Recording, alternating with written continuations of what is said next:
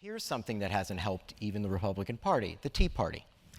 You may not remember this. I just sit around for years waiting for you to come back. You have a life and you're a macher. So I will tell you what you said in 2010.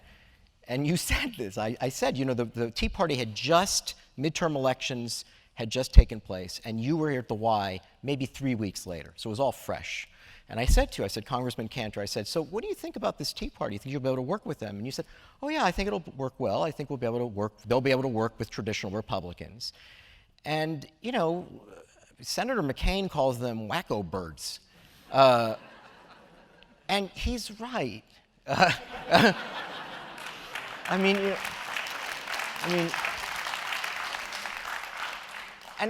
And you know that he's right, but you can't say that. And I'm not going to make you say that. But it is a difficult situation, right? 3 years have gone by, and Syria was a very good example, right? You could not count on that piece of the Republican Party for votes in any kind of intervention in Syria, correct? In this case, they're either purely internationalist in their focus and say, look, we don't fight wars away from America. We don't deal with interests that are beyond our own.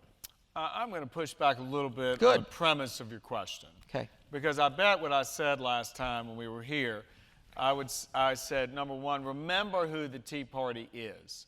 Tea parties were moms, were grandmoms, were working men and women who really had not engaged in the political discourse before. Right. And they gathered around this sort of moniker, taxed enough already. That's what Tea Party, if we recall that's what it stands for.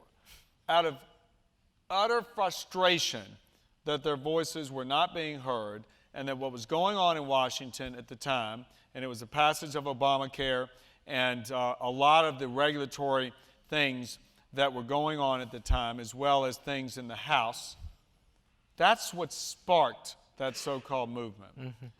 And so remember, that's really the origin of the group. But 3 years later? And throughout the country back then, people took to the town squares to have their voices heard. That's what the framers envisioned about our country, is the government works for the people. So now you say, well, that was Tea Party, this was Tea Party. I just think that, unfortunately, the characterization by the media has been misportraying, if you will, so many of those individuals, those moms and grandmoms and dads who were part of that effort in 2009. Because, honestly, we've got more agreement than we've got disagreement within our party. Our party has always been one that likes to sort of rally around the principle of limited government, of pro-growth economics, of upward mobility, which means affording equal opportunity to everybody, not guaranteeing an outcome. And I think that's really what all those within our party, the Republican Party, would say. We are a party that stands for a country of opportunity.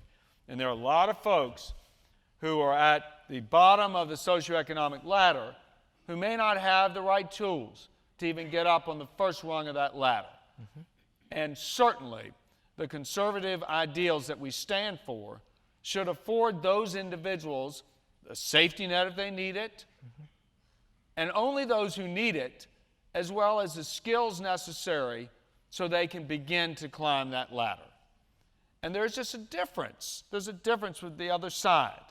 And the other side doesn't necessarily believe that all that is right, because as we've seen in the mayoral elections in this city, I'm watching from afar, but I've watched what's been going on in the primary here. And unfortunately, the maligning of success, saying that those people at the top of the ladder somehow are just bad people and somehow have made too much at the expense of those at the bottom. And the primary contenders say that somehow government should step in, take from those at the top, give to those at the bottom, so everybody meets in the middle. We don't believe that. We believe it is about upward mobility and the ability to rise. And that's what this country affords people more than anywhere else in the world. And so, yes, there is discussion. There is frustration within our party because we can't seem to get the White House and the Senate, to go along with what we want. But again, that's just natural. That's what happens. I mean, read your history books. There's been people shot because of debates ongoing in the House, in the Capitol. Fortunately, we are not there, right? But again, we need robust debate of ideas, exchange of ideas in this country. Again, all human beings at the end, and all given this incredible opportunity and privilege to have the kind of discussion we do, not only in Congress, but in a forum like this and others across the country. Well said. I still think they're wacko birds, but whatever. But that isn't...